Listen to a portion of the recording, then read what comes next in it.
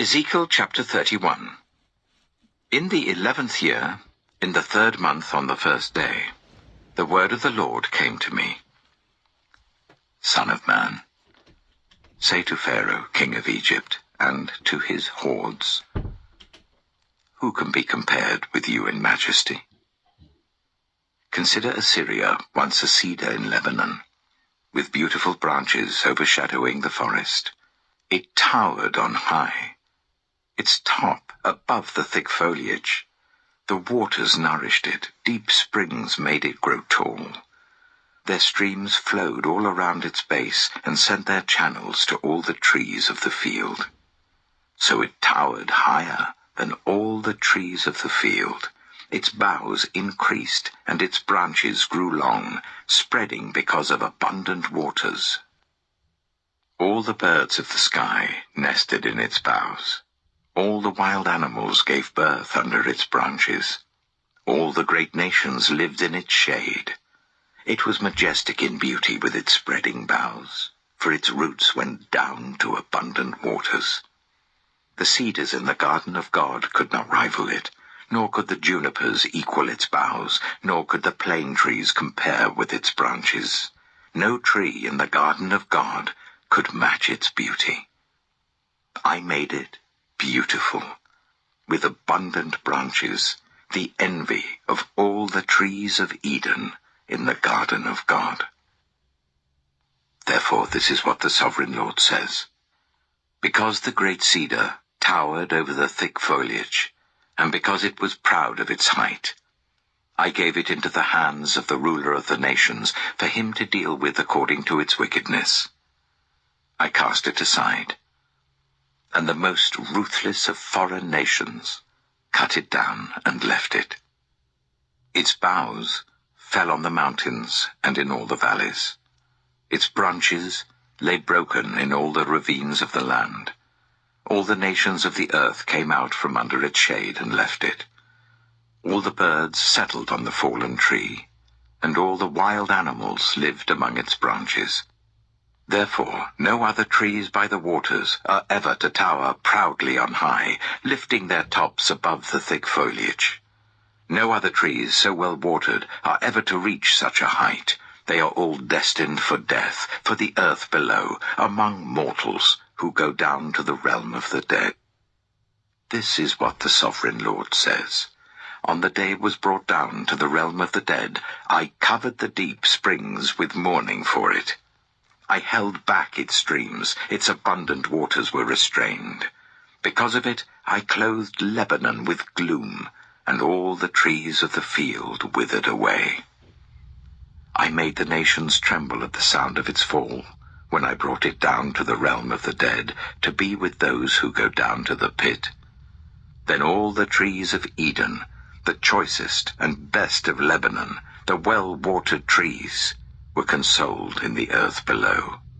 They too, like the great cedar, had gone down to the realm of the dead, to those killed by the sword, along with the armed men who lived in its shade among the nations. Which of the trees of Eden can be compared with you in splendor and majesty? Yet you too will be brought down with the trees of Eden to the earth below. You will lie among the uncircumcised, with those killed by the sword. This is Pharaoh and all his hordes, declares the sovereign Lord.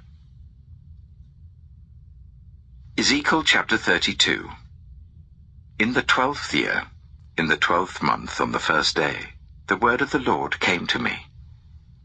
Son of man, take up a lament concerning Pharaoh king of Egypt, and say to him, You are like a lion among the nations. You are like a monster in the seas, thrashing about in your streams, churning the water with your feet and muddying the streams. This is what the sovereign Lord says. With a great throng of people, I will cast my net over you, and they will haul you up in my net. I will throw you on the land and hurl you on the open field. I will let all the birds of the sky settle on you, and all the wild animals gorge themselves on you. I will spread your flesh on the mountains, and fill the valleys with your remains. I will drench the land with your flowing blood all the way to the mountains, and the ravines will be filled with your flesh. When I snuff you out, I will cover the heavens and darken their stars. I will cover the sun with a cloud, and the moon will not give its light. All the shining lights in the heavens I will darken over you. I will bring darkness over your land, declares the sovereign Lord. I will trouble the hearts of many peoples when I bring about your destruction among the nations, among lands you have not known. I will cause many peoples to be appalled at you, and their kings will shudder with horror because of you, when I brandish my sword before them. On the day of your downfall, each of them will tremble every moment for his life. For this is what the sovereign Lord says: the sword of the king of Babylon will come against you. I will cause your hordes to fall by the swords of mighty men, the most ruthless of all nations. They will shatter the pride of Egypt, and all her hordes will be overthrown. I will destroy all her cattle from beside abundant waters, no longer to be stirred by the foot of man, or muddied by the hooves of cattle. Then I will let her waters settle, and make her streams flow like oil, declares the sovereign Lord. When I make Egypt desolate, and strip the land of everything in it, when I strike down all who live there, then they will know that I am the Lord. This is the lament they will chant for her. The daughters of the nations will chant it. For Egypt and all her hordes they will chant it, declares the sovereign Lord. In the 12th year, on the 15th day of the month, the word of the Lord came to me. Son of man, wail for the hordes of Egypt, and consign to the earth below both her and the daughters of mighty nations, along with those who go down to the pit.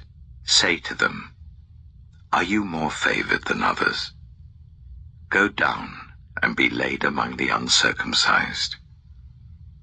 Then they will fall among those killed by the sword. The sword is drawn. Let her be dragged off with all her hordes. From within the realm of the dead, the mighty leaders will say of Egypt and her allies, they have come down, and they lie with the uncircumcised, with those killed by the sword. Assyria is there with her whole army. She is surrounded by the graves of all her slain, all who have fallen by the sword. Their graves are in the depths of the pit, and her army lies around her grave. All who had spread terror in the land of the living are slain, fallen by the sword. Elam is there, with all her hordes around her grave. All of them are slain, fallen by the sword. All who had spread terror in the land of the living went down, uncircumcised, to the earth below. They bear their shame with those who go down to the pit. A bed is made for her among the slain, with all her hordes around her grave. All of them are uncircumcised, killed by the sword. Because their terror had spread in the land of the living, they bear their shame with those who go down to the pit. They are laid among the slain. Meshech and Tubal are there, with all their hordes around their graves. All of them are uncircumcised, killed by the sword, because they spread their terror in the land of the living. But they do not lie with the fallen warriors of old, who went down to the realm of the dead with their weapons of war. Their swords placed under their heads, and their shields resting on their bones, though these warriors also had terrorized the land of the living. You too, Pharaoh, will be broken, and will lie among the uncircumcised, with those killed by the sword. Edom is there. Her kings and all her princes, despite their power, they are laid with those killed by the sword. They lie with the uncircumcised, with those who go down to the pit. All the princes of the north and all the Sidonians are there. They went down with the slain in disgrace, despite the terror caused by their power. They lie uncircumcised, with those killed by the sword, and bear their shame with those who go down to the pit. Pharaoh, he and all his army, will see them, and he will be consoled for all his hordes that were killed by the sword, declares the sovereign Lord. Although I allowed him to spread terror in the land of the living, Pharaoh and all his hordes will be laid among the uncircumcised, with those killed by the sword, declares the sovereign Lord. Ezekiel chapter 33. The word of the Lord came to me. Son of man, speak to your people and say to them, when I bring the sword against a land, and the people of the land choose one of their men and make him their watchman, and he sees the sword coming against the land and blows the trumpet to warn the people, then if anyone hears the trumpet but does not heed the warning, and the sword comes and takes their life, their blood will be on their own head.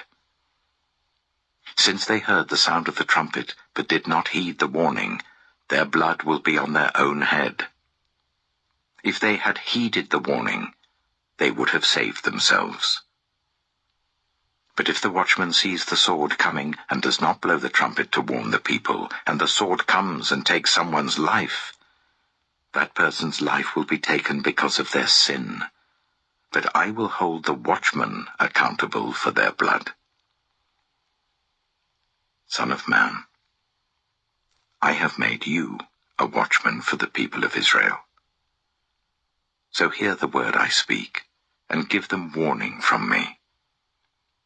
When I say to the wicked, you wicked person, you will surely die, and you do not speak out to dissuade them from their ways, that wicked person will die for their sin, and I will hold you accountable for their blood. But if you do warn the wicked person to turn from their ways, and they do not do so, they will die for their sin, though you yourself will be saved.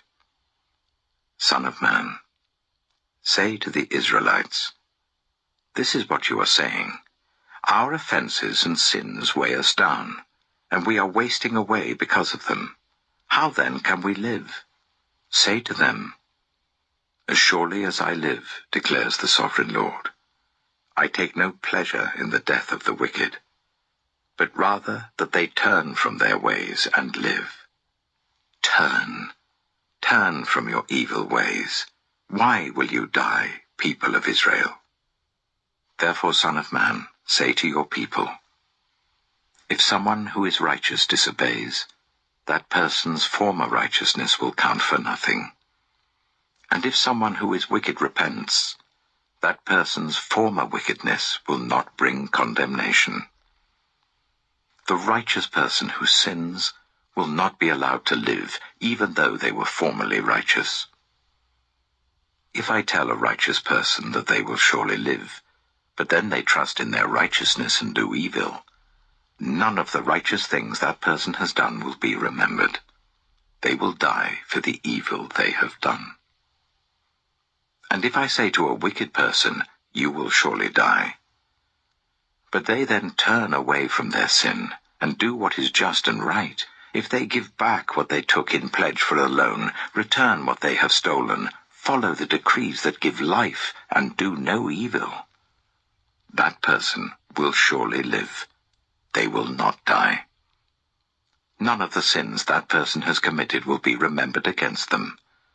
They have done what is just and right. They will surely live. Yet your people say, the way of the Lord is not just. But it is their way that is not just.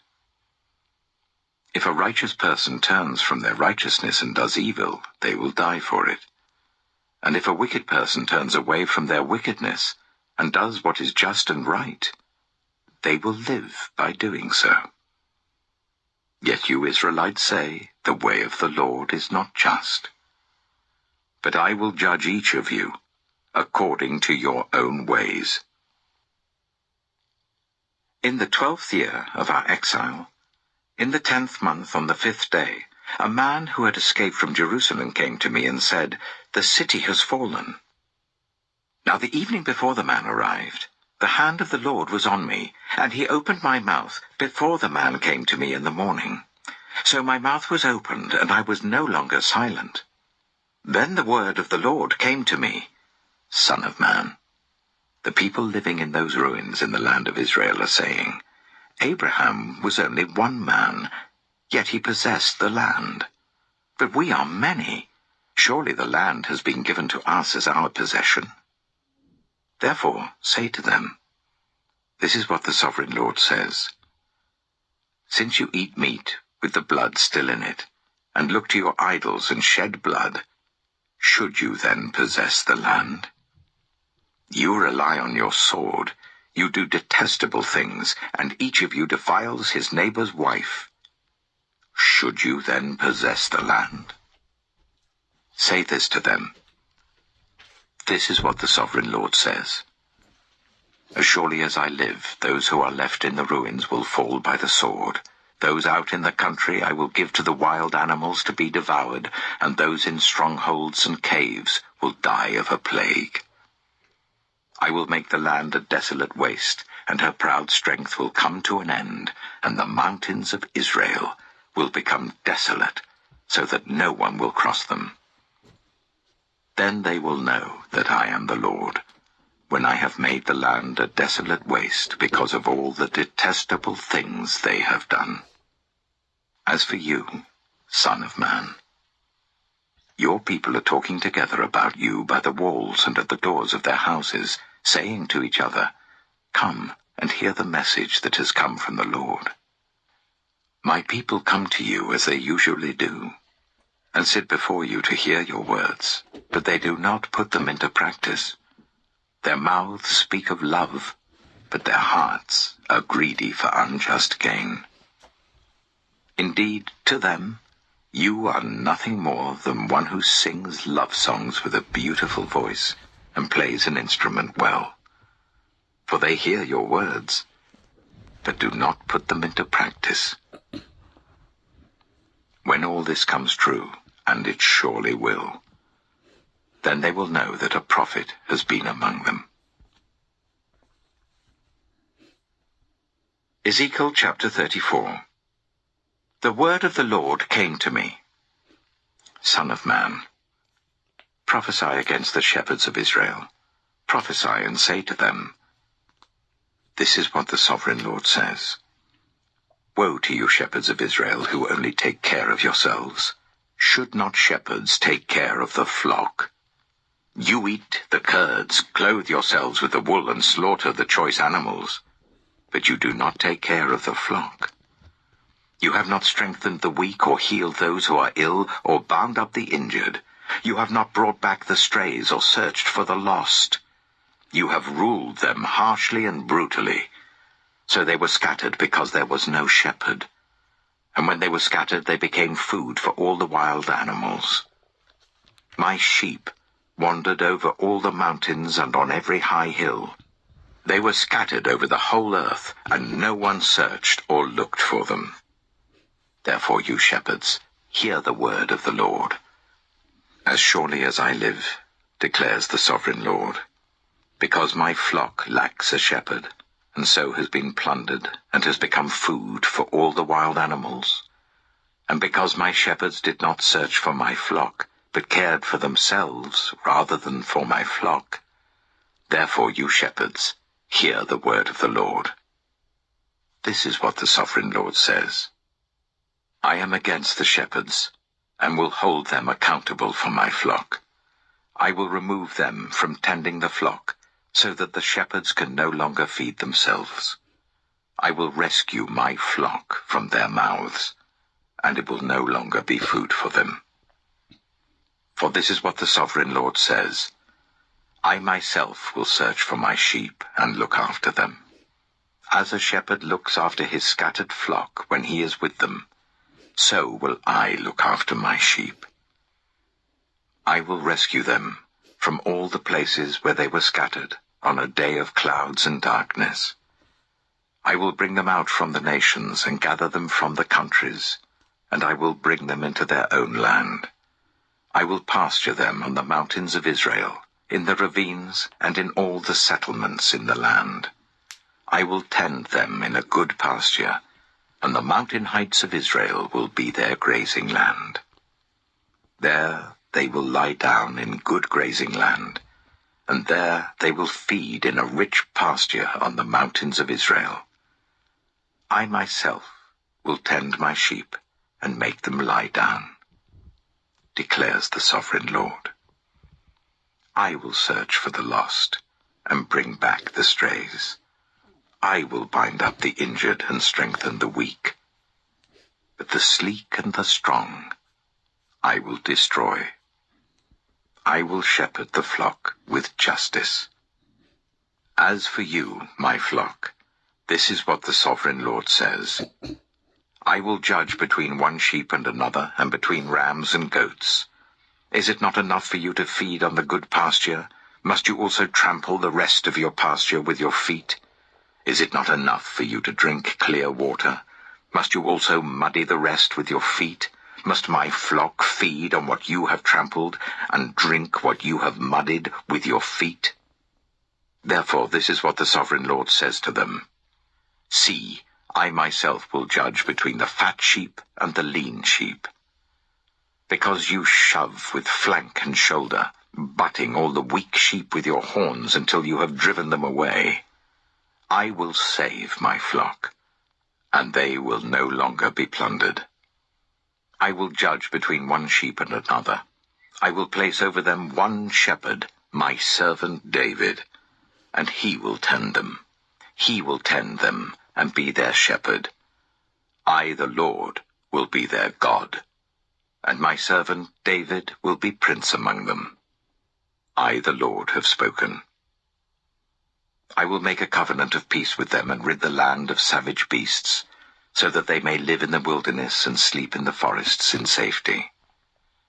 I will make them and the places surrounding my hill a blessing. I will send down showers in season. There will be showers of blessing. The trees will yield their fruit, and the ground will yield its crops. The people will be secure in their land. They will know that I am the Lord, when I break the bars of their yoke and rescue them from the hands of those who enslaved them. They will no longer be plundered by the nations, nor will wild animals devour them. They will live in safety, and no one will make them afraid. I will provide for them a land renowned for its crops, and they will no longer be victims of famine in the land, or bear the scorn of the nations. Then they will know that I, the Lord, their God, am with them, and that they, the Israelites, are my people, declares the sovereign Lord. You are my sheep, the sheep of my pasture, and I am your God, declares the sovereign Lord.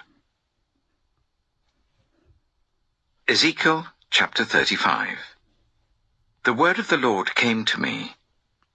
Son of man, set your face against Mount Seir, prophesy against it, and say, This is what the sovereign Lord says.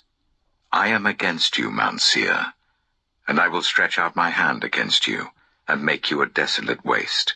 I will turn your towns into ruins, and you will be desolate. Then you will know that I am the Lord. Because you harbored an ancient hostility, and delivered the Israelites over to the sword at the time of their calamity, the time their punishment reached its climax.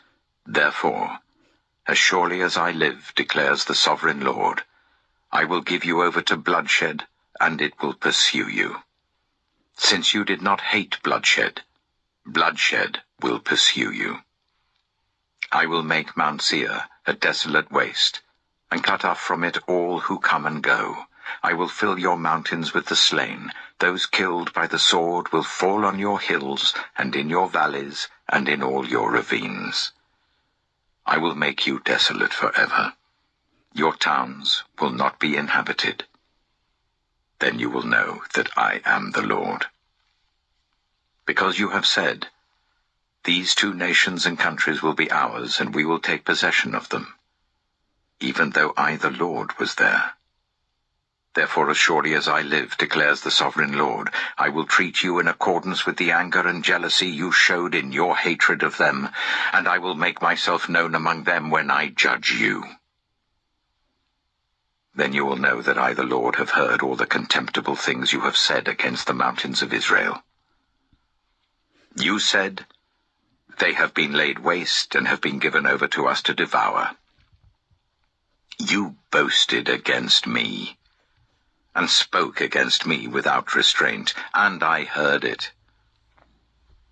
This is what the sovereign Lord says. While the whole earth rejoices, I will make you desolate. Because you rejoiced when the inheritance of Israel became desolate, that is how I will treat you.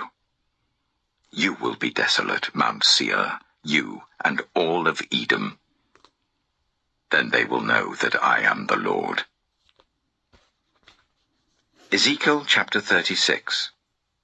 Son of man, prophesy to the mountains of Israel, and say, Mountains of Israel, hear the word of the Lord. This is what the sovereign Lord says. The enemy said of you, Ha ha!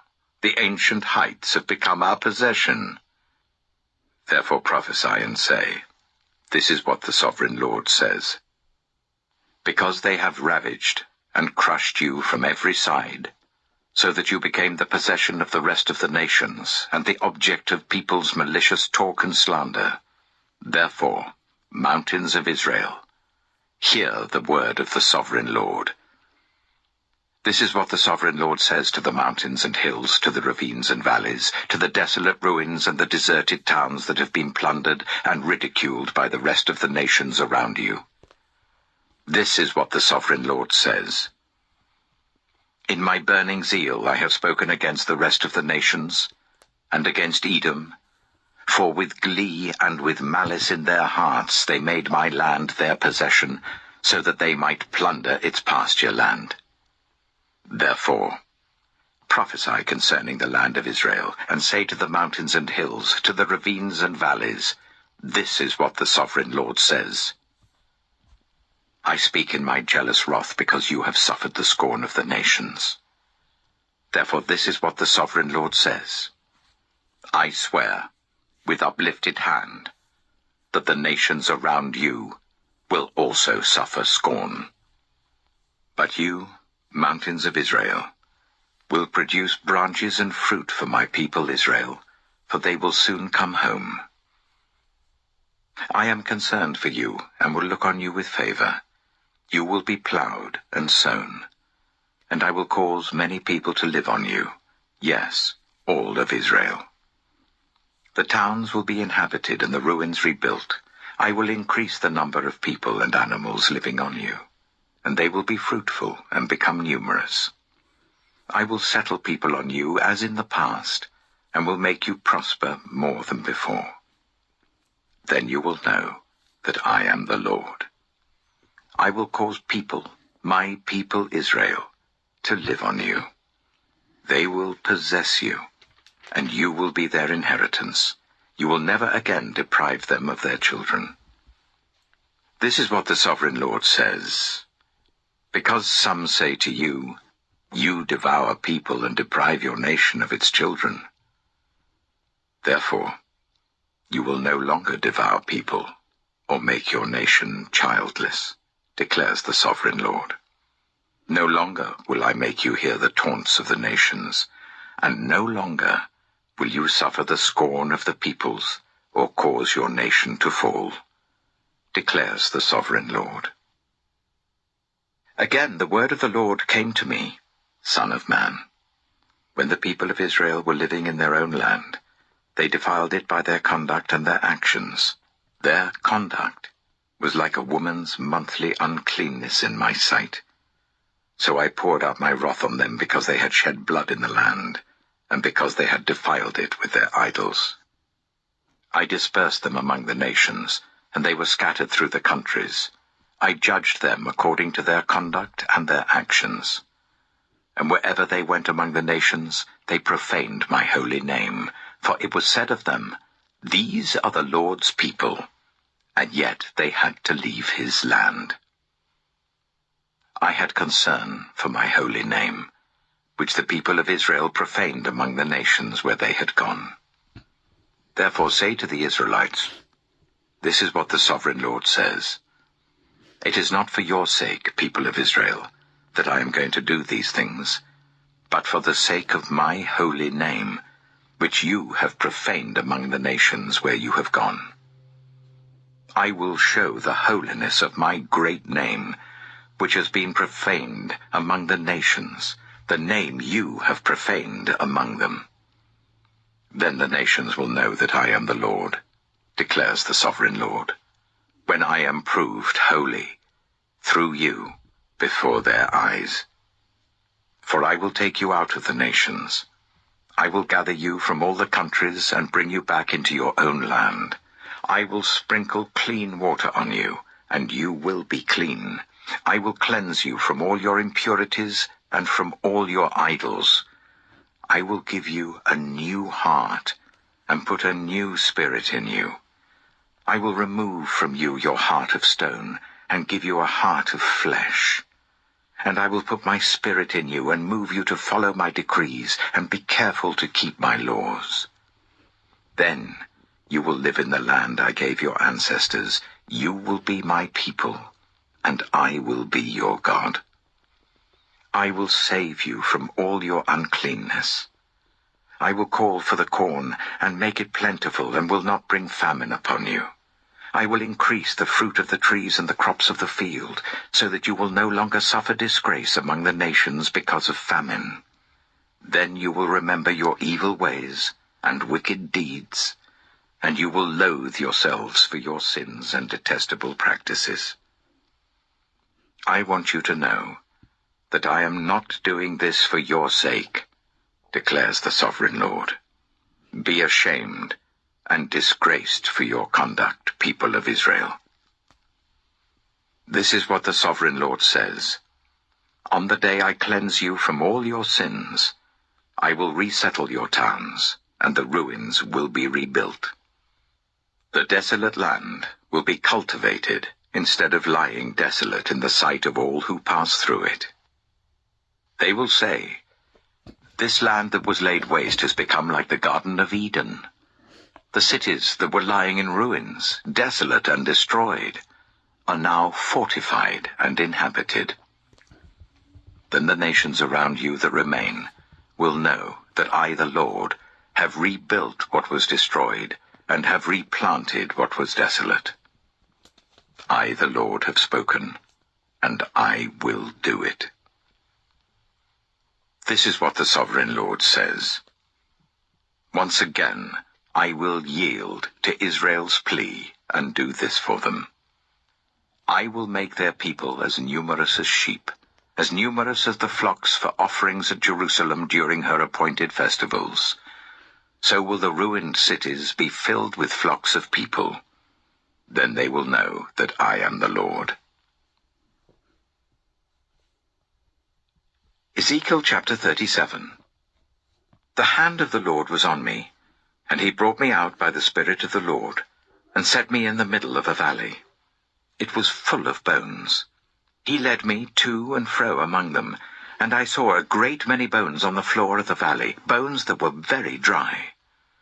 He asked me, Son of man, can these bones live?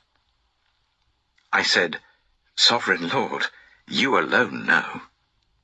Then he said to me, Prophesy to these bones, and say to them, Dry bones, hear the word of the Lord. This is what the sovereign Lord says to these bones. I will make breath enter you, and you will come to life. I will attach tendons to you, and make flesh come upon you, and cover you with skin. I will put breath in you, and you will come to life. Then you will know that I am the Lord. So I prophesied as I was commanded. And as I was prophesying, there was a noise, a rattling sound, and the bones came together, bone to bone. I looked, and tendons and flesh appeared on them, and skin covered them, but there was no breath in them. Then he said to me, "Prophesy to the breath, prophesy, Son of Man, and say to it, this is what the Sovereign Lord says. Come, breath, from the four winds, and breathe into these slain, that they may live." So I prophesied as he commanded me, and breath entered them. They came to life, and stood up on their feet, a vast army. Then he said to me, "Son of man, these bones are the people of Israel. They say, our bones are dried up, and our hope is gone. We are cut off. Therefore prophesy and say to them, this is what the Sovereign Lord says. My people, I am going to open your graves and bring you up from them. I will bring you back to the land of Israel. Then you, my people, will know that I am the Lord, when I open your graves and bring you up from them. I will put my spirit in you, and you will live, and I will settle you in your own land. Then you will know that I, the Lord, have spoken, and I have done it, declares the Lord. The word of the Lord came to me, "Son of man, take a stick of wood and write on it, belonging to Judah and the Israelites associated with him. Then take another stick of wood and write on it, belonging to Joseph, that is, to Ephraim, and all the Israelites associated with him. Join them together into one stick, so that they will become one in your hand. When your people ask you, 'Won't you tell us what you mean by this?' say to them, 'This is what the Sovereign Lord says. I am going to take the stick of Joseph, which is in Ephraim's hand, and of the Israelite tribes associated with him, and join it to Judah's stick. I will make them into a single stick of wood, and they will become one in my hand. Hold before their eyes the sticks you have written on, and say to them, this is what the Sovereign Lord says. I will take the Israelites out of the nations where they have gone. I will gather them from all around and bring them back into their own land. I will make them one nation in the land, on the mountains of Israel. There will be one king over all of them, and they will never again be two nations, or be divided into two kingdoms. They will no longer defile themselves with their idols and vile images, or with any of their offenses. For I will save them from all their sinful backsliding, and I will cleanse them. They will be my people, and I will be their God. My servant David will be king over them, and they will all have one shepherd. They will follow my laws and be careful to keep my decrees. They will live in the land I gave to my servant Jacob, the land where your ancestors lived. They and their children and their children's children will live there forever, and David my servant will be their prince forever. I will make a covenant of peace with them. It will be an everlasting covenant. I will establish them and increase their numbers, and I will put my sanctuary among them forever. My dwelling place will be with them. I will be their God, and they will be my people. Then the nations will know that I, the Lord, make Israel holy, when my sanctuary is among them forever." Ezekiel chapter 38. The word of the Lord came to me, "Son of man, set your face against Gog, of the land of Magog, the chief prince of Meshach and Tubal. Prophesy against him and say, this is what the Sovereign Lord says. I am against you, Gog, chief prince of Meshach and Tubal. I will turn you around, put hooks in your jaws, and bring you out with your whole army, your horses, your horsemen fully armed, and a great horde with large and small shields, all of them brandishing their swords. Persia, Cush, and Put will be with them, all with shields and helmets. Also Gomer with all its troops, and Beth Togarmah from the far north with all its troops, the many nations with you. Get ready. Be prepared. You and all the hordes gathered about you, and take command of them. After many days you will be called to arms. In future years you will invade a land that has recovered from war, whose people were gathered from many nations to the mountains of Israel, which had long been desolate. They had been brought out from the nations, and now all of them live in safety. You and all your troops, and the many nations with you, will go up, advancing like a storm. You will be like a cloud covering the land. This is what the Sovereign Lord says. On that day, thoughts will come into your mind, and you will devise an evil scheme.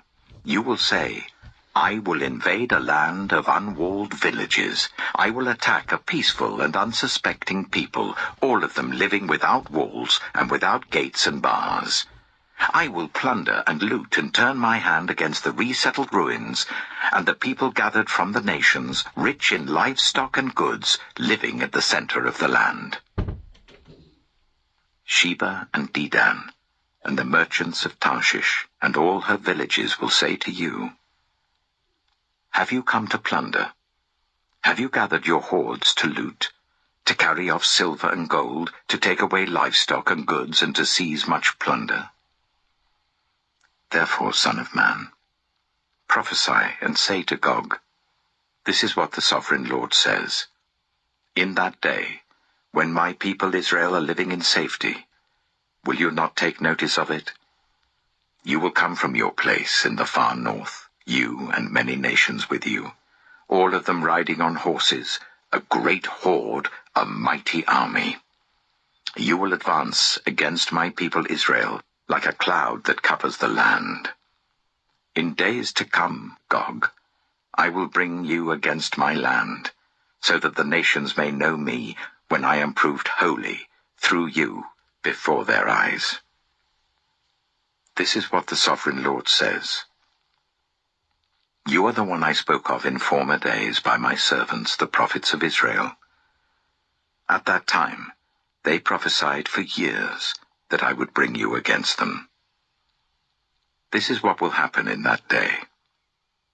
When Gog attacks the land of Israel, my hot anger will be aroused, declares the Sovereign Lord. In my zeal and fiery wrath, I declare that at that time there shall be a great earthquake in the land of Israel. The fish in the sea, the birds in the sky, the beasts of the field, every creature that moves along the ground, and all the people on the face of the earth will tremble at my presence. The mountains will be overturned, the cliffs will crumble, and every wall will fall to the ground. I will summon a sword against Gog on all my mountains, declares the Sovereign Lord. Every man's sword will be against his brother. I will execute judgment on him with plague and bloodshed. I will pour down torrents of rain, hailstones, and burning sulfur on him, and on his troops, and on the many nations with him. And so I will show my greatness and my holiness, and I will make myself known in the sight of many nations. Then they will know that I am the Lord. Ezekiel chapter 39. Son of man, prophesy against Gog, and say, This is what the Sovereign Lord says. I am against you, Gog, chief prince of Meshach and Tubal. I will turn you around and drag you along. I will bring you from the far north and send you against the mountains of Israel. Then I will strike your bow from your left hand, and make your arrows drop from your right hand. On the mountains of Israel you will fall, you and all your troops and the nations with you. I will give you as food to all kinds of carrion birds and to the wild animals. You will fall in the open field, For I have spoken, declares the sovereign Lord. I will send fire on Magog and on those who live in safety in the coastlands, and they will know that I am the Lord. I will make known my holy name among my people Israel. I will no longer let my holy name be profaned, and the nations will know that I, the Lord, am the Holy One in Israel. It is coming. It will surely take place, declares the sovereign Lord. This is the day I have spoken of. Then those who live in the towns of Israel will go out and use the weapons for fuel and burn them up, the small and large shields, the bows and arrows, the war clubs and spears. For 7 years they will use them for fuel. They will not need to gather wood from the fields or cut it from the forests, because they will use the weapons for fuel. And they will plunder those who plundered them, and loot those who looted them, declares the sovereign Lord. On that day I will give Gog a burial place in Israel, in the valley of those who travel east of the sea. It will block the way of travelers, because Gog and all his hordes will be buried there. So it will be called the Valley of Hamon-Gog. For 7 months the Israelites will be burying them in order to cleanse the land. All the people of the land will bury them, and the day I display my glory will be a memorable day for them, declares the sovereign Lord. People will be continually employed in cleansing the land. They will spread out across the land, and along with others, they will bury any bodies that are lying on the ground. After the 7 months, they will carry out a more detailed search. As they go through the land, anyone who sees a human bone will leave a marker beside it until the gravediggers bury it in the valley of Hamon-Gog, near a town called Hamona, and so they will cleanse the land. Son of man, this is what the sovereign Lord says. Call out to every kind of bird and all the wild animals. Assemble and come together from all around to the sacrifice I am preparing for you, the great sacrifice on the mountains of Israel. There you will eat flesh and drink blood. You will eat the flesh of mighty men and drink the blood of the princes of the earth, as if they were rams and lambs, goats and bulls, all of them fattened animals from Bashan. At the sacrifice I am preparing for you, you will eat fat till you are glutted, and drink blood till you are drunk. At my table you will eat your fill of horses and riders, mighty men and soldiers of every kind, declares the sovereign Lord. I will display my glory among the nations, and all the nations will see the punishment I inflict, and the hand I lay on them. From that day forward, the people of Israel will know that I am the Lord their God, and the nations will know that the people of Israel went into exile for their sin, because they were unfaithful to me. So I hid my face from them, and handed them over to their enemies, and they all fell by the sword. I dealt with them according to their uncleanness and their offenses, and I hid my face from them. Therefore this is what the sovereign Lord says. I will now restore the fortunes of Jacob, and will have compassion on all the people of Israel, and I will be zealous for my holy name. They will forget their shame and all the unfaithfulness they showed towards me, when they lived in safety in their land with no one to make them afraid. When I have brought them back from the nations, and have gathered them from the countries of their enemies, I will be proved holy through them in the sight of many nations. Then they will know that I am the Lord their God. For though I sent them into exile among the nations, I will gather them to their own land, not leaving any behind. I will no longer hide my face from them, for I will pour out my spirit on the people of Israel, declares the sovereign Lord. Ezekiel chapter 40. In the 25th year of our exile, at the beginning of the year, on the 10th of the month, in the 14th year after the fall of the city, on that very day, the hand of the Lord was on me, and he took me there. In visions of God, he took me to the land of Israel, and set me on a very high mountain, on whose south side were some buildings that looked like a city. He took me there, and I saw a man, whose appearance was like bronze. He was standing in the gateway with a linen cord and a measuring rod in his hand. The man said to me, "Son of man, look carefully and listen closely and pay attention to everything I am going to show you, for that is why you have been brought here. Tell the people of Israel everything you see." I saw a wall completely surrounding the temple area. The length of the measuring rod in the man's hand was 6 long cubits, each of which was a cubit and a handbreadth. He measured the wall. It was 1 measuring rod thick and 1 rod high. Then he went to the east gate.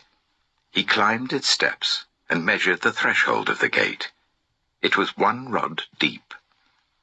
The alcoves for the guards were 1 rod long and 1 rod wide, and the projecting walls between the alcoves were 5 cubits thick, and the threshold of the gate next to the portico facing the temple was 1 rod deep. Then he measured the portico of the gateway. It was 8 cubits deep, and its jambs were 2 cubits thick. The portico of the gateway faced the temple. Inside the east gate were 3 alcoves on each side. The 3 had the same measurements, and the faces of the projecting walls on each side had the same measurements. Then he measured the width of the entrance of the gateway. It was 10 cubits, and its length was 13 cubits. In front of each alcove was a wall 1 cubit high, and the alcoves were 6 cubits square. Then he measured the gateway from the top of the rear wall of one alcove to the top of the opposite one. The distance was 25 cubits from one parapet opening to the opposite one. He measured along the faces of the projecting walls all around the inside of the gateway 60 cubits. The measurement was up to the portico facing the courtyard. The distance from the entrance of the gateway to the far end of its portico was 50 cubits. The alcoves and the projecting walls inside the gateway were surmounted by narrow parapet openings all round, as was the portico. The openings all round faced inward. The faces of the projecting walls were decorated with palm trees. Then he brought me into the outer court. There I saw some rooms and a pavement that had been constructed all round the court. There were 30 rooms along the pavement. It abutted the sides of the gateways, and was as wide as they were long. This was the lower pavement. Then he measured the distance from the inside of the lower gateway to the outside of the inner court. It was 100 cubits on the east side as well as on the north. Then he measured the length and width of the north gate leading into the outer court. Its alcoves, 3 on each side, its projecting walls, and its portico had the same measurements as those of the first gateway. It was 50 cubits long and 25 cubits wide. Its openings, its portico and its palm tree decorations had the same measurements as those of the gate facing east. 7 steps led up to it, with its portico opposite them. There was a gate to the inner court facing the north gate, just as there was on the east. He measured from one gate to the opposite one. It was 100 cubits. Then he led me to the south side, and I saw the south gate.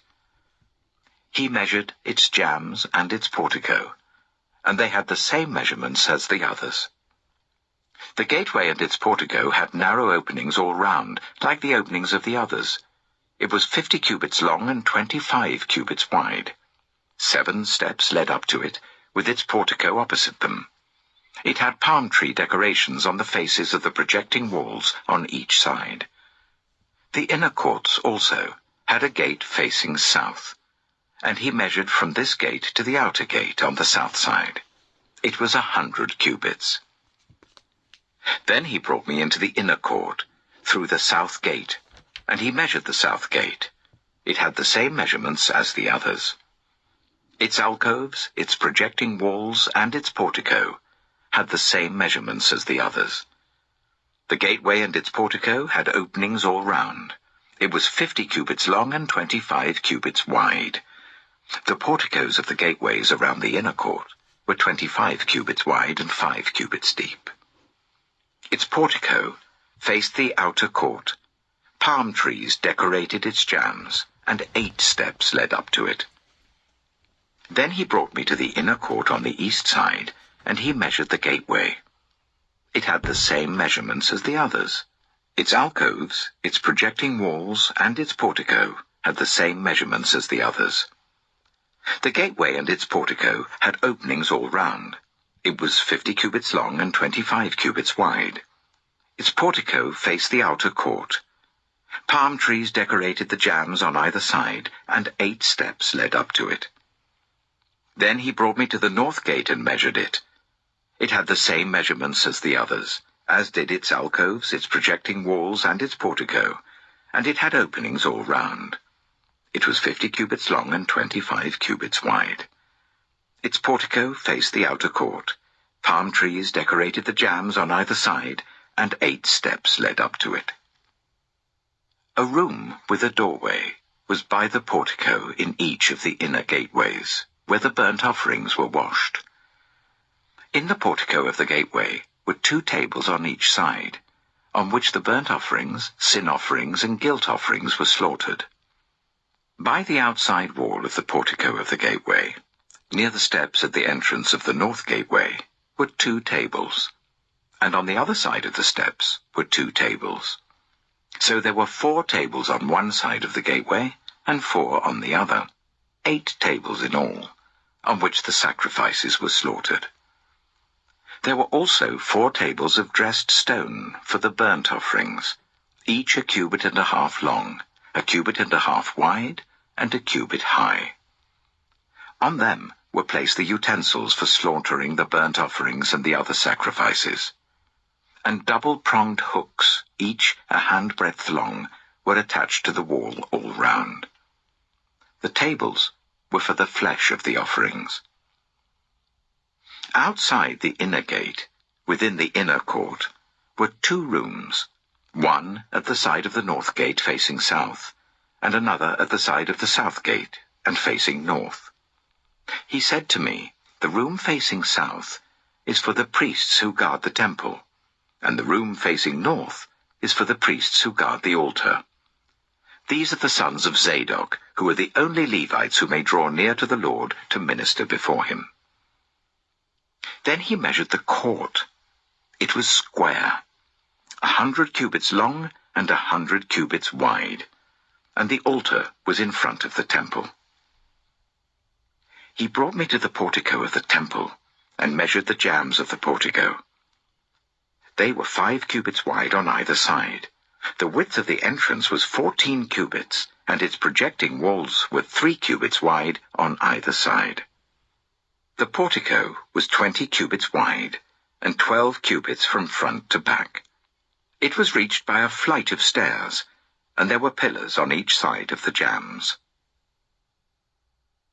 Ezekiel chapter 41. Then the man brought me to the main hall, and measured the jambs. The width of the jambs was 6 cubits on each side. The entrance was 10 cubits wide, and the projecting walls on each side of it were 5 cubits wide. He also measured the main hall. It was 40 cubits long and 20 cubits wide. Then he went into the inner sanctuary and measured the jambs of the entrance. Each was 2 cubits wide.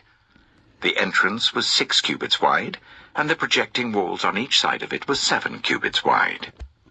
And he measured the length of the inner sanctuary.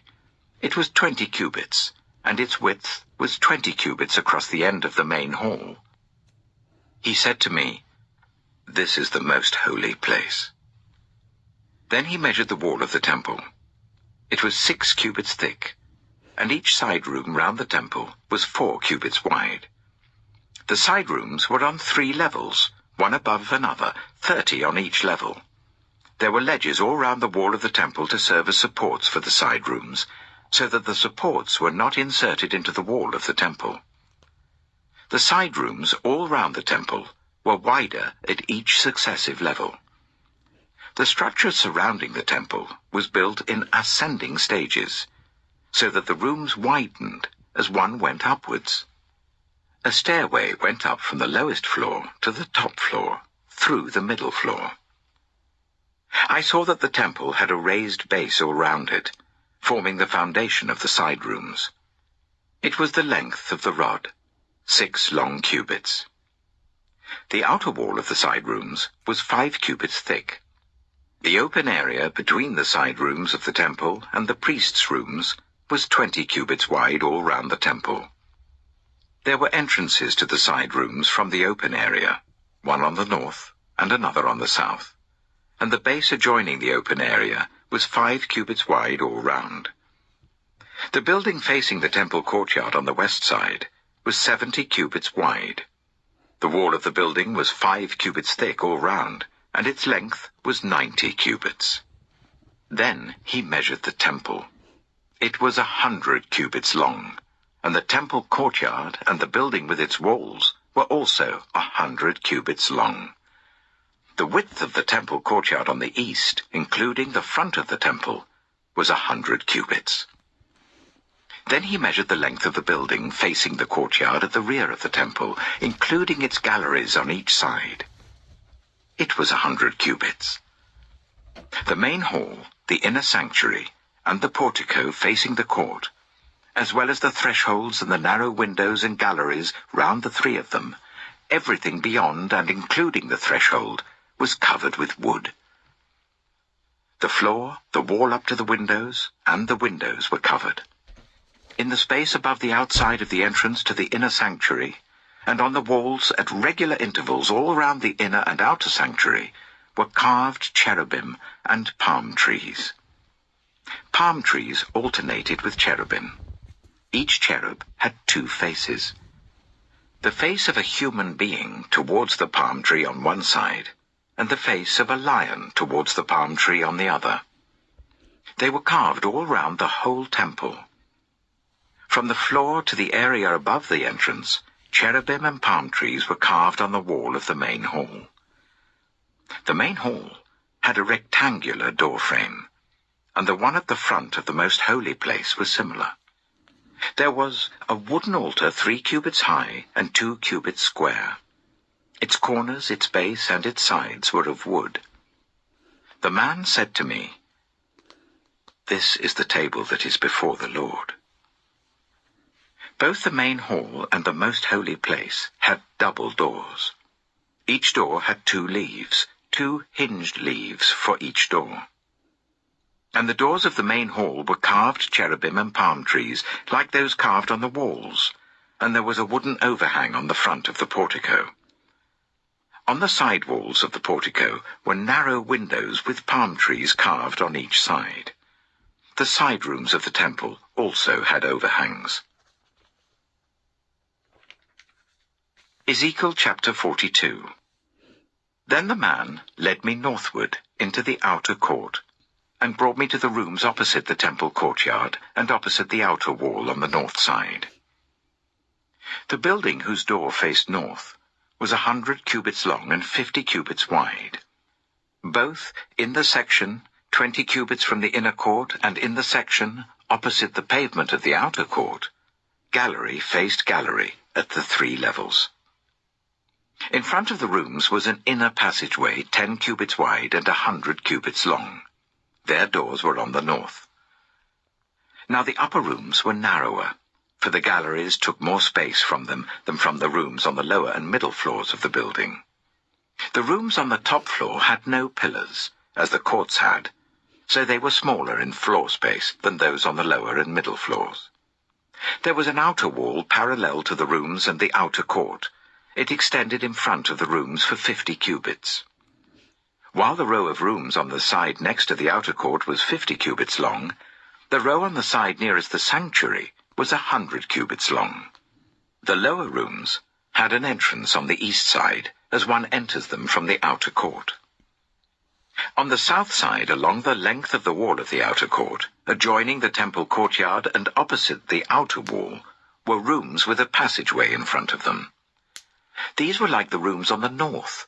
They had the same length and width, with similar exits and dimensions. Similar to the doorways on the north were the doorways of the rooms on the south. There was a doorway at the beginning of the passageway that was parallel to the corresponding wall extending eastward, by which one enters the rooms. Then he said to me, "The north and south rooms facing the temple courtyard are the priests' rooms, where the priests who approach the Lord will eat the most holy offerings. There they will put the most holy offerings, the grain offerings, the sin offerings, and the guilt offerings, for the place is holy. Once the priests enter the holy precincts, they are not to go into the outer court until they leave behind the garments in which they minister, for these are holy. They are to put on other clothes before they go near the places that are for the people." When he had finished measuring what was inside the temple area, he led me out by the east gate and measured the area all round. He measured the east side with the measuring rod. It was 500 cubits.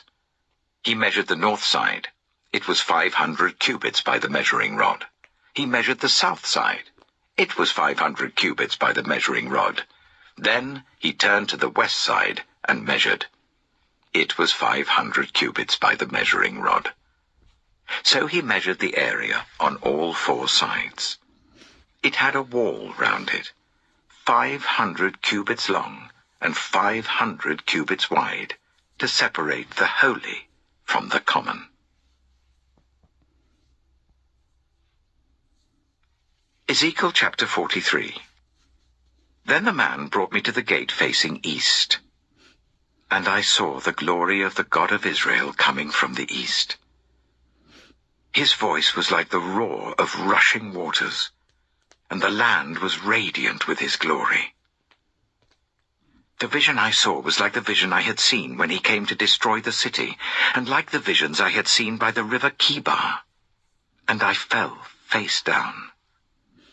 The glory of the Lord entered the temple through the gate facing east. Then the Spirit lifted me up and brought me into the inner court, and the glory of the Lord filled the temple. While the man was standing beside me, I heard someone speaking to me from inside the temple.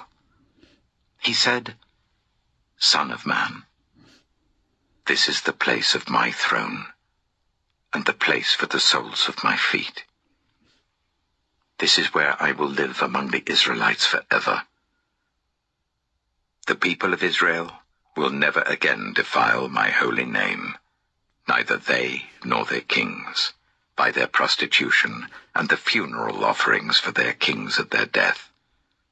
When they place their threshold next to my threshold, and their doorposts beside my doorposts, with only a wall between me and them, they defiled my holy name by their detestable practices, so I destroyed them in my anger. Now let them put away from me their prostitution and the funeral offerings for their kings, and I will live among them forever. Son of man, describe the temple to the people of Israel, that they may be ashamed of their sins. Let them consider its perfection, and if they are ashamed of all they have done, make known to them the design of the temple, its arrangement, its exits and entrances, its whole design, and all its regulations and laws. Write these down before them, so that they may be faithful to its design, and follow all its regulations. This is the law of the temple. All the surrounding area on top of the mountain will be most holy. Such is the law of the temple. These are the measurements of the altar in long cubits, that cubit being a cubit and a handbreadth. Its gutter is a cubit deep and a cubit wide, with a curb of 1 span around the edge. And this is the height of the altar. From the gutter on the ground up to the lower ledge that goes round the altar, it is 2 cubits high, and the ledge is a cubit wide. From this lower ledge to the upper ledge that goes round the altar, it is 4 cubits high, and that ledge is also a cubit wide. Above that, the altar hearth is 4 cubits high, and 4 horns project upwards from the hearth. The altar hearth is square, 12 cubits long, and 12 cubits wide. The upper ledge is also a square, 14 cubits long and 14 cubits wide.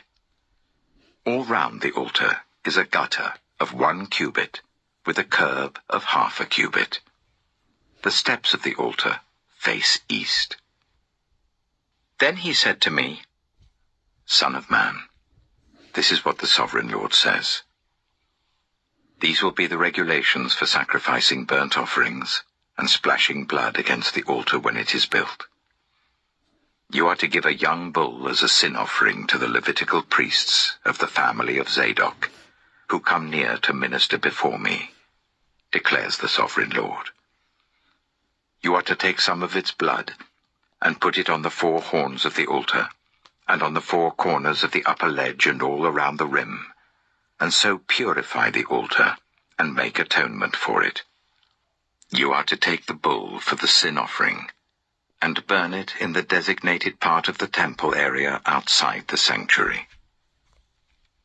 On the 2nd day, you are to offer a male goat without defect for a sin offering, and the altar is to be purified as it was purified with the bull. When you have finished purifying it, you are to offer a young bull and a ram from the flock, both without defect. You are to offer them before the Lord, and the priests are to sprinkle salt on them and sacrifice them as a burnt offering to the Lord. For 7 days, you are to provide a male goat daily for a sin offering. You are also to provide a young bull and a ram from the flock, both without defect. For 7 days, they are to make atonement for the altar and cleanse it. Thus they will dedicate it. At the end of these days, from the 8th day on, the priests are to present your burnt offerings and fellowship offerings on the altar. Then I will accept you, declares the Sovereign Lord. Ezekiel chapter 44. Then the man brought me back to the outer gate of the sanctuary, the one facing east, and it was shut. The Lord said to me, This gate is to remain shut. It must not be opened. No one may enter through it. It is to remain shut because the Lord, the God of Israel, has entered through it. The prince himself is the only one who may sit inside the gateway to eat in the presence of the Lord. He is to enter by way of the portico of the gateway and go out the same way. Then the man brought me by way of the north gate to the front of the temple. I looked and saw the glory of the Lord filling the temple of the Lord, and I fell face down. The Lord said to me, Son of man, look carefully. Listen closely and give attention to everything I tell you concerning the regulations and instructions regarding the temple of the Lord. Give attention to the entrance to the temple and all the exits of the sanctuary. Say to rebellious Israel, This is what the Sovereign Lord says. Enough of your detestable practices, people of Israel. In addition to all your other detestable practices, you brought foreigners uncircumcised in heart and flesh into my sanctuary, desecrating my temple, while you offered me food, fat and blood, and you broke my covenant. Instead of carrying out your duty in regard to my holy things, you put others in charge of my sanctuary. This is what the Sovereign Lord says. No foreigner, uncircumcised in heart and flesh, is to enter my sanctuary, not even the foreigners who live among the Israelites.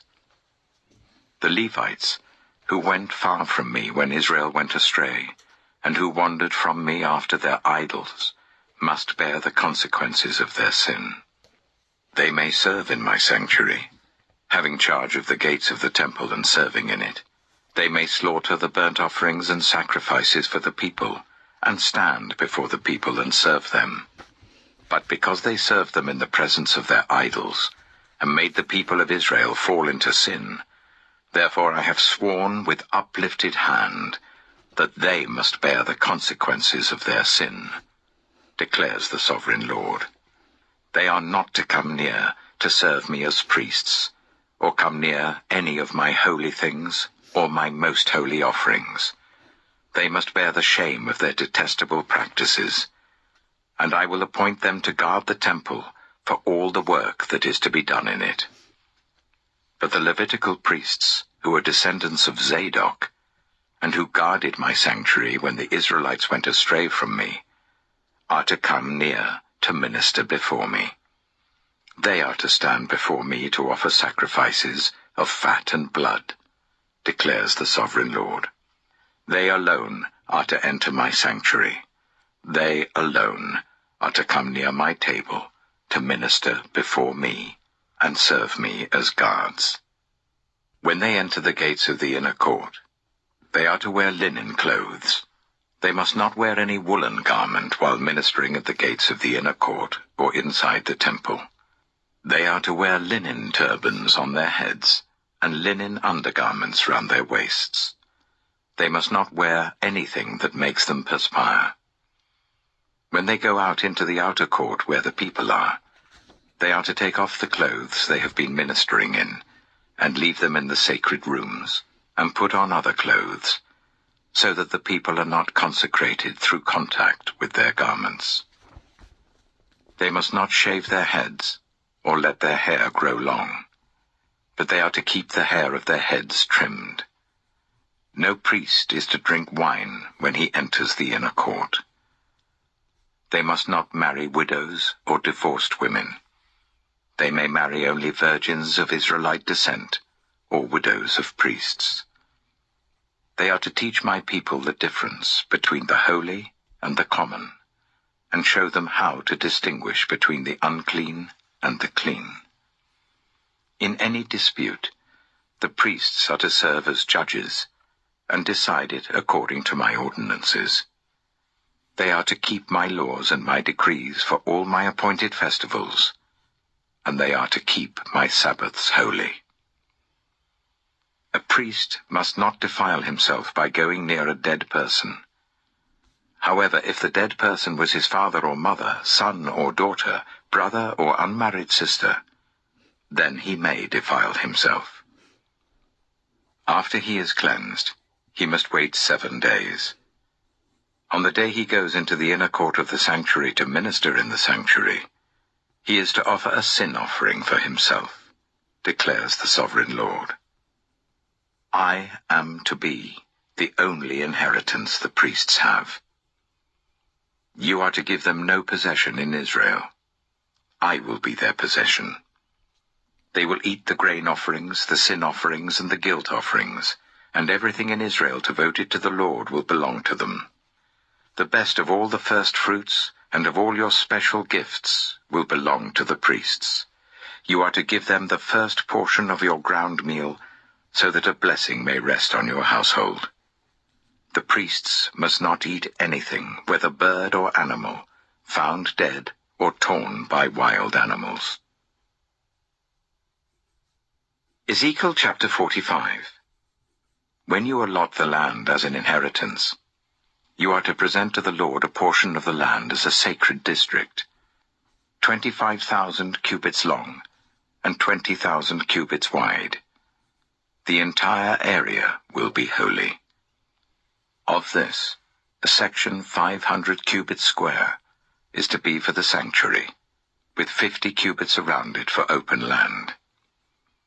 In the sacred district, measure off a section 25,000 cubits long and 10,000 cubits wide.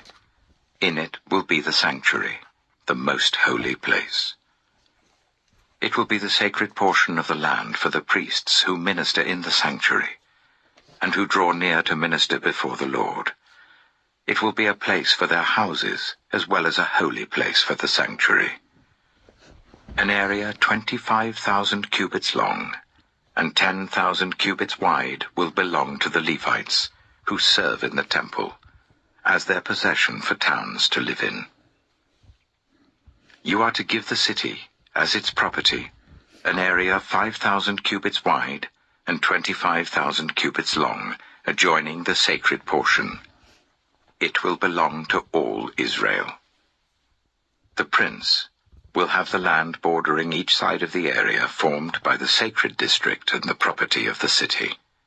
It will extend westward from the west side and eastward from the east side, running lengthwise from the western to the eastern border, parallel to one of the tribal portions. This land will be his possession in Israel. And my princes will no longer oppress my people, but will allow the people of Israel to possess the land according to their tribes. This is what the Sovereign Lord says.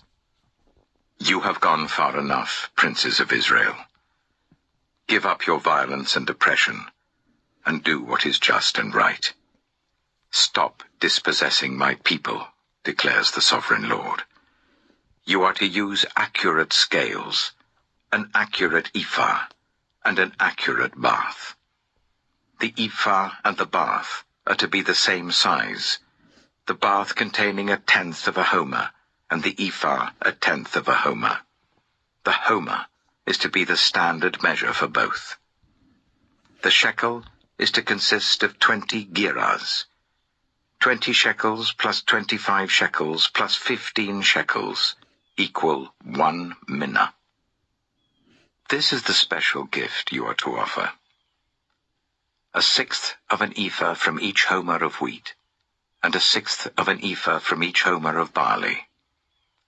The prescribed portion of olive oil, measured by the bath, is 1/10 of a bath from each core, which consists of 10 baths or 1 homer, for 10 baths are equivalent to a homer.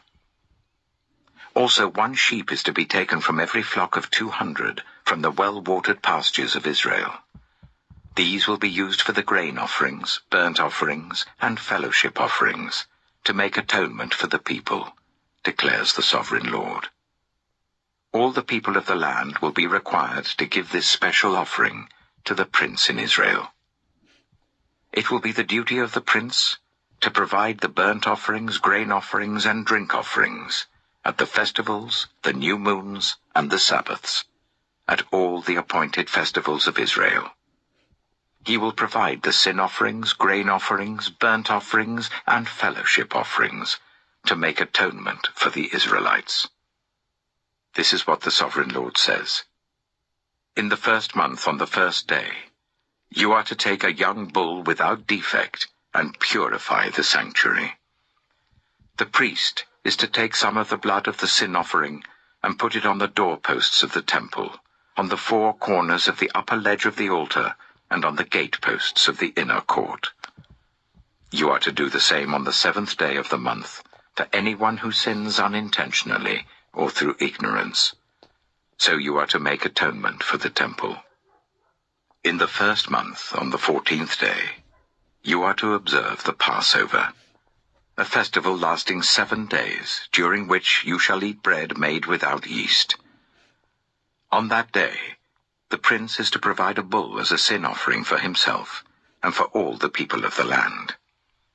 Every day, during the 7 days of the festival, he is to provide 7 bulls and 7 rams without defect as a burnt offering to the Lord, and a male goat for a sin offering. He is to provide as a grain offering an ephah for each bull and an ephah for each ram, along with a hin of olive oil for each ephah. During the 7 days of the festival, which begins in the 7th month on the 15th day, he is to make the same provision for sin offerings, burnt offerings, grain offerings, and oil. Ezekiel chapter 46. This is what the Sovereign Lord says. The gate of the inner court facing east is to be shut on the 6 working days, but on the Sabbath day, and on the day of the new moon it is to be opened. The prince is to enter from the outside through the portico of the gateway and stand by the gatepost. The priests are to sacrifice his burnt offering and his fellowship offerings. He is to bow down in worship at the threshold of the gateway and then go out. But the gate will not be shut until evening. On the Sabbaths and new moons, the people of the land are to worship in the presence of the Lord at the entrance of that gateway. The burnt offering the prince brings to the Lord on the Sabbath day is to be 6 male lambs and a ram, all without defect. The grain offering given with the ram is to be an ephah, and the grain offering with the lambs is to be as much as he pleases, along with a hin of olive oil for each ephah. On the day of the new moon, he is to offer a young bull, 6 lambs and a ram, all without defect. He is to provide as a grain offering 1 ephah with the bull, 1 ephah with the ram, and with the lambs as much as he wants to give, along with a hin of oil for each ephah. When the prince enters, he is to go in through the portico of the gateway, and he is to come out the same way. When the people of the land come before the Lord at the appointed festivals, whoever enters by the north gate to worship is to go out by the south gate, and whoever enters by the south gate is to go out by the north gate. No one is to return through the gate by which they entered, but each is to go out by the opposite gate. The prince is to be among them, going in when they go in, and going out when they go out. At the feasts and the appointed festivals, the grain offering is to be an ephah with the bull, an ephah with the ram, and with the lambs as much as he pleases, along with a hin of oil for each ephah. When the prince provides a freewill offering to the Lord, whether a burnt offering or fellowship offerings, the gate facing east is to be opened for him. He shall offer his burnt offering or his fellowship offerings, as he does on the Sabbath day.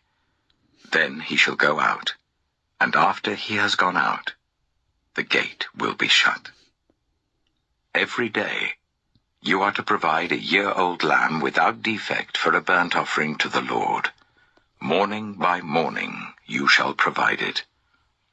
You are also to provide with it, morning by morning, a grain offering, consisting of 1/6 of an ephah, with 1/3 of a hin of oil to moisten the flour. The presenting of this grain offering to the Lord is a lasting ordinance. So the lamb and the grain offering and the oil shall be provided morning by morning for a regular burnt offering. This is what the sovereign Lord says. If the prince makes a gift from his inheritance to one of his sons, it will also belong to his descendants. It is to be their property by inheritance. If, however, he makes a gift from his inheritance to one of his servants, the servant may keep it until the year of freedom. Then it will revert to the prince. His inheritance belongs to his sons only. It is theirs. The prince must not take any of the inheritance of the people, driving them off their property. He is to give his sons their inheritance out of his own property, so that not one of my people will be separated from their property. Then the man brought me through the entrance at the side of the gate to the sacred rooms facing north, which belonged to the priests, and showed me a place at the western end. He said to me, "This is the place where the priests are to cook the guilt offering, and the sin offering, and bake the grain offering, to avoid bringing them into the outer court and consecrating the people." He then brought me to the outer court and led me round to its 4 corners, and I saw in each corner another court. In the 4 corners of the outer court were enclosed courts 40 cubits long and 30 cubits wide. Each of the courts in the 4 corners was the same size. Around the inside of each of the 4 courts was a ledge of stone, with places for fire built all around under the ledge.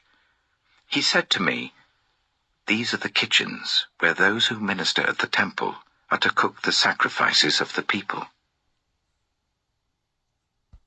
Ezekiel chapter 47. The man brought me back to the entrance to the temple, and I saw water coming out from under the threshold of the temple towards the east, for the temple faced east. The water was coming down from under the south side of the temple, south of the altar. He then brought me out through the north gate, and led me round the outside to the outer gate facing east, and the water was trickling from the south side. As the man went eastward with a measuring line in his hand, he measured off 1,000 cubits, and then led me through the water that was ankle deep. He measured off another 1,000 cubits, and led me through water that was knee deep. He measured off another 1,000, and led me through water that was up to the waist. He measured off another 1,000. By now it was a river that I could not cross, because the water had risen and was deep enough to swim in, a river that no one could cross. He asked me, "Son of man, do you see this?" Then he led me back to the bank of the river. When I arrived there, I saw a great number of trees on each side of the river. He said to me, "This water flows towards the eastern region and goes down into the Arabah, where it enters the Dead Sea. When it empties into the sea, the salty water there becomes fresh.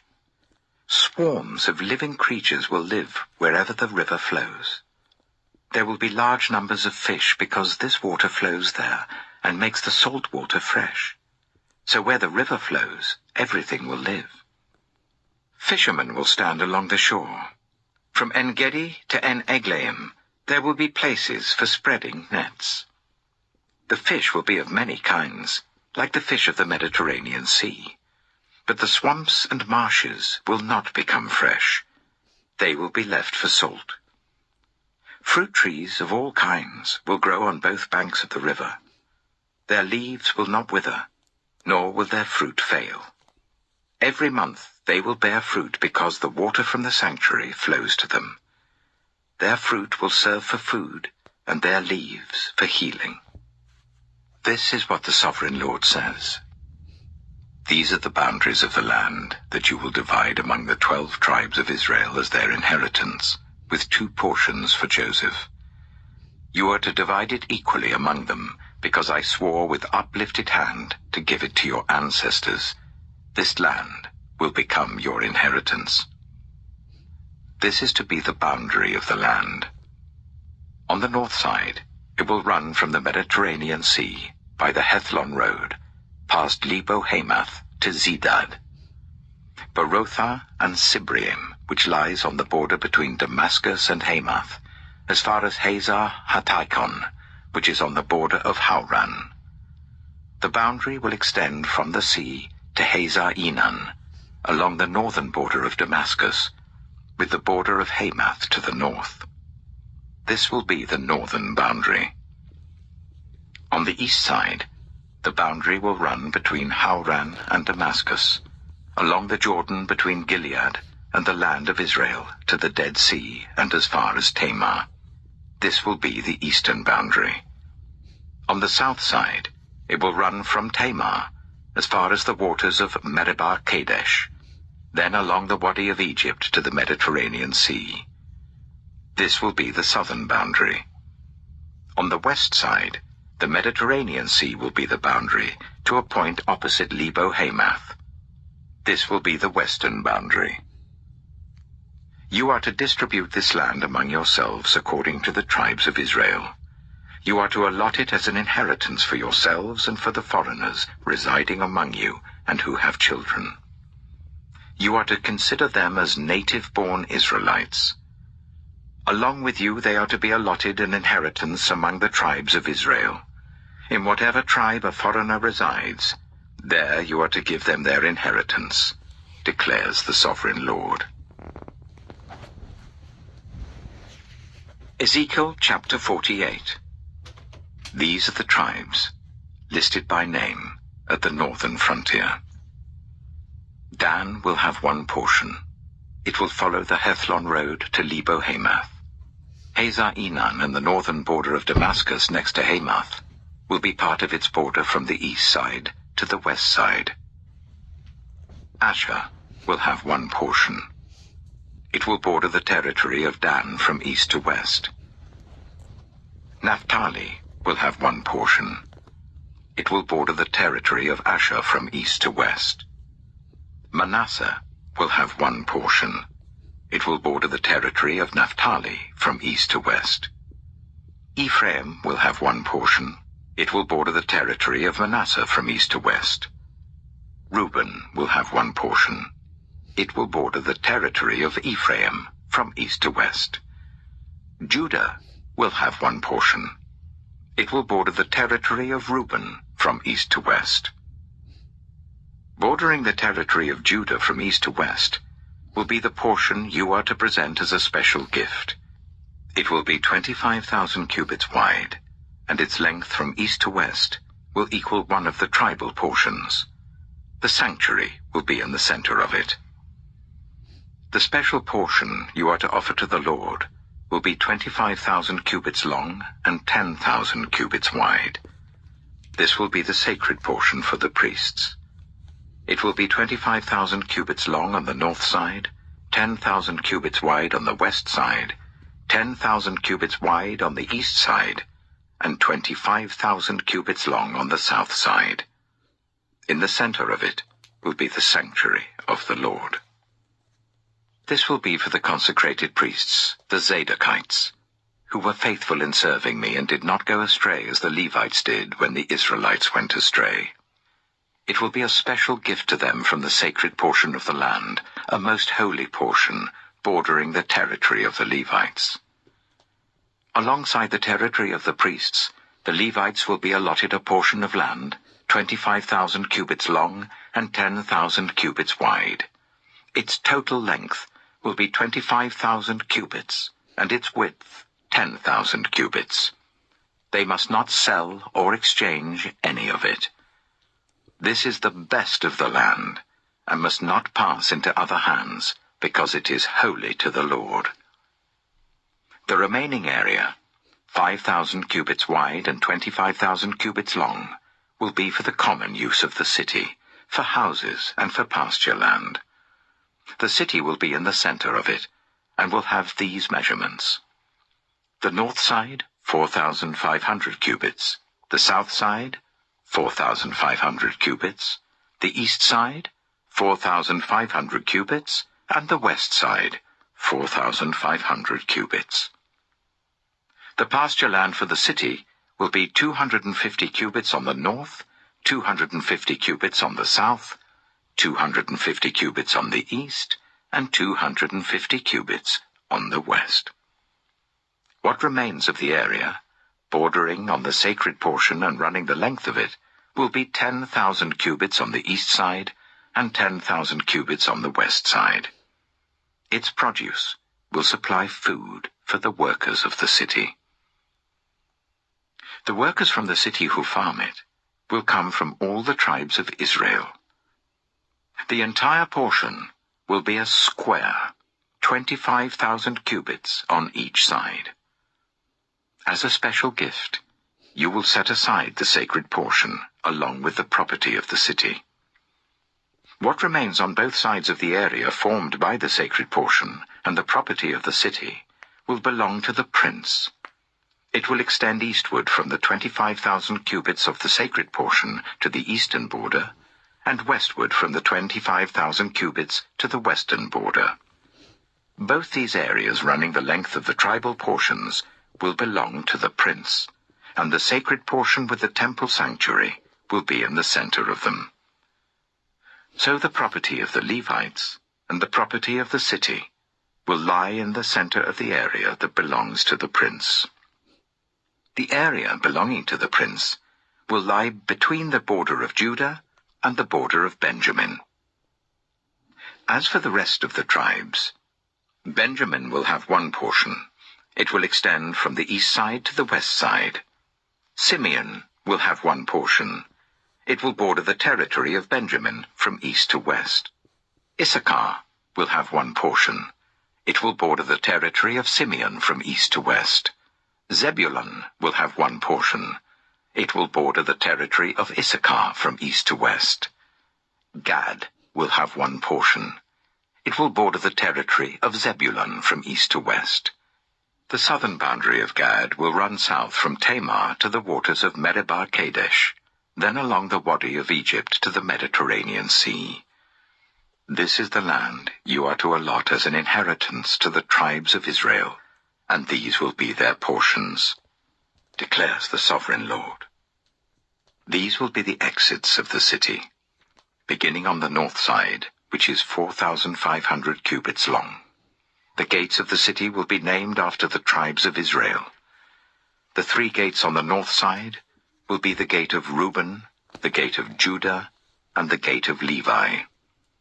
On the east side, which is 4,500 cubits long, will be 3 gates: the gate of Joseph, the gate of Benjamin, and the gate of Dan. On the south side, which measures 4,500 cubits, will be 3 gates: the gate of Simeon, the gate of Issachar, and the gate of Zebulun. On the west side, which is 4,500 cubits long, will be 3 gates: the gate of Gad, the gate of Asher, and the gate of Naphtali. The distance all around will be 18,000 cubits. And the name of the city from that time on will be, The Lord is there.